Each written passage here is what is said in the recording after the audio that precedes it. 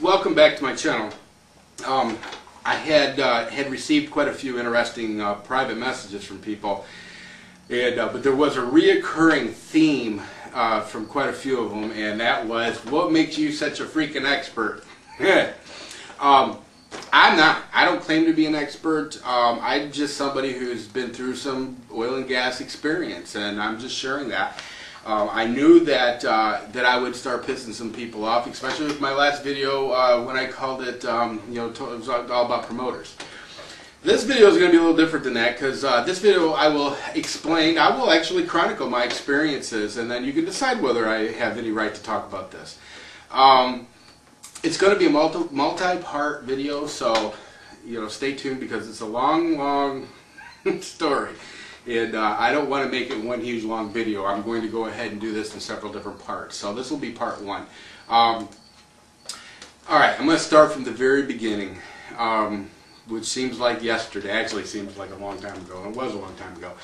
Somewhere in 2005, I purchased an interest in a very large tract of land, hundreds of acres, and took control of this property with the intentions of developing it for its natural resources.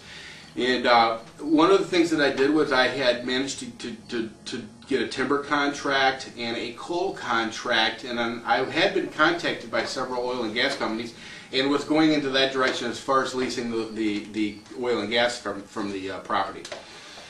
At the time, I knew zero about oil and gas. Of course, I knew zero about coal and timber, and that worked out really great for me. But at the time, it was just one of those things. I had a lot of offers, and I just one day that kind of changed the direction of how my life was going to go with oil and gas. I was talking to my neighbor, who I'd known for years, was a really great guy. At that time, I think he was about 75 years old, maybe 76 years old. And he had said to me, he goes, "I noticed you're gone to Kentucky a lot. What, how's things going down there?" And I said, "They're going really great. My guys are up there cutting the trees down." I said, "The coal contract's going well." I said, "I'm just trying to figure out what I'm going to do with the oil and gas." He says, "Hey, my nephew, Mike Smith, has an oil and gas company. Would you like me to contact him for you?" And I said, "Yes." I said, "Sure, why not?" My neighbor Jerry is an awesome guy, and it was one of those moments in life where your brain leaves you. I did no due diligence on Mike Smith and his gas and oil company called Target Oil and Gas. Had I spent 5 minutes on Google, and had I only typed in Mike Smith, Target Oil and Gas, things would have been very different, but I didn't do that. I kind of trusted my neighbor, which, what the hell, I'm not going to make any excuses for my stupidity. It was stupid of me, and stupid is as stupid does. And I signed a lease with his nephew, Mike Smith. Now, I will say in my defense, I did one thing right. In the whole lease, I did one thing right. And on that lease, I had in there that they could only lease well sites, 500-foot diameter well sites, as opposed to what most people do, which is to lease their entire tract of land. I did not do that. I only leased well sites, which, thank God, that's the way it was. It was a four well site lease. It was actually 2 leases combined into one. In order for the second lease to become effective, they had to drill on the first piece of property. And anyway, long story. But so anyway, I had an oil deal with Mike Smith and Target Oil and Gas. I'm not going to slander them. I'm just going to go through this very factually. And if it sounds really bad for them, then that's just the way it is, because I will let the facts will basically speak for themselves. So, the lease was for 1 year.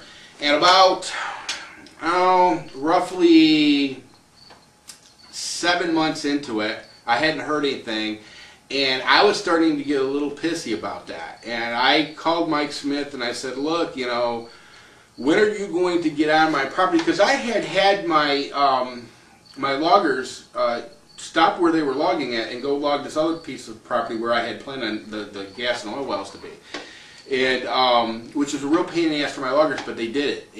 And I'm like, "Look, Mike, when are you going to start doing something? It's been 7, 8 months now.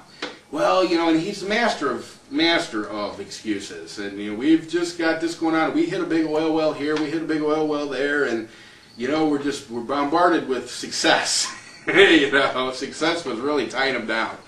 So anyway, it got to the point where it was getting to, I mean, it was like the 11th hour for them, and I had made it known that if they didn't have a well drilled, then there would be no wells drilled by Target Oil and Gas. If that contract expired, it would be dead.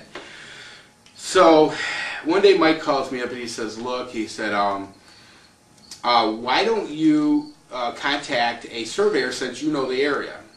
Okay. And I knew a surveyor because I used a surveyor for part of my boundary when I had the timber cut. And I called the surveyor up and I said, hey, I said, would you be interested in surveying out these well sites for Target Oil and Gas? And he said, sure, I do that stuff all the time. And I said, all right, well, here's Mike Smith's number, give him a call and set it up. So then Mike Smith called me and he says, all right, your surveyor, he's on board, he's going to survey these sites out. Can you go there and show him where to put the well sites?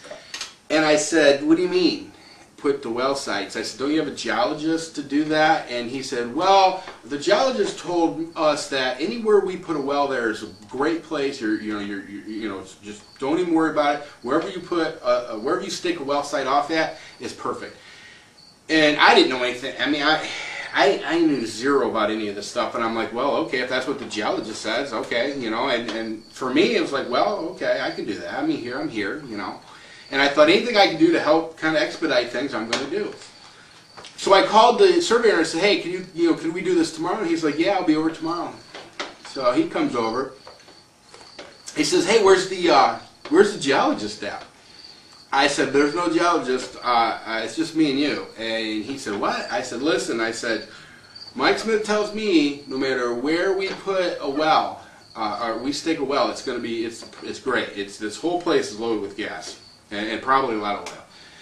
And he said, I don't really feel comfortable with that. He goes, I've never done this without a geologist. He goes, I'm not a geologist. He said, what if, I said, look, you know, Mike Smith said, he said, I'll tell you what, he goes, I'll do it. If you tell me that I'm not on the hook if these turn out to be dry wells, he said, I don't want anybody coming after me about that. And I said, no, you're fine, you're not on the hook. He said, all right, where do you want to put the wells at? So he laid out a topo map, and I said, well, let's put them over here, away from where the coal seams are at, and over close to the power lines, just in case there is any coal over here. They can only mine 50 feet to up to a power line anyway. So the whole object was, my one corner of the property has power lines. So the object was to get the wells over there. So my surveyor and I, for all intents and purposes, at that moment became geologists, and we staked 4 well sites. And he had his GPS, and he basically did the 50 or 500 foot diameter, and these became the well sites that everybody knows of today as Bell 1, Bell 2, Bell 3, or Bell County 1, Bell County 2, and Bell County 3. The first well that they were supposed to drill was never drilled. That's a whole nother story. I'm not even going to get into that at this point. So anyway, so Mike Smith calls me. He says, hey, he said, have your loggers, because they have their equipment there, have your loggers go over and build well sites for us. And I'm like, oh, okay, So I go over and I talk to the logger, and I said, hey, I said, would you guys be interested, since you got your bulldozer here, to go over and build these well sites? And they'd never built a well site in their life. And they said, yeah, we'd love to. I said, well, here's Mike Smith's number. Work out a deal with him. And so they did. They called Mike Smith, and next thing you know, they're building. My logger said, hey, come with me. We're going to go and look at well sites to see what they look like, so we know how to do it. So anyway, so there we are. We've got the no geology. We've got loggers building well sites, and apparently I'm running the show. I don't know, but that's where I'm going to end this video, and then I'm going to start up on part 2. So stay tuned.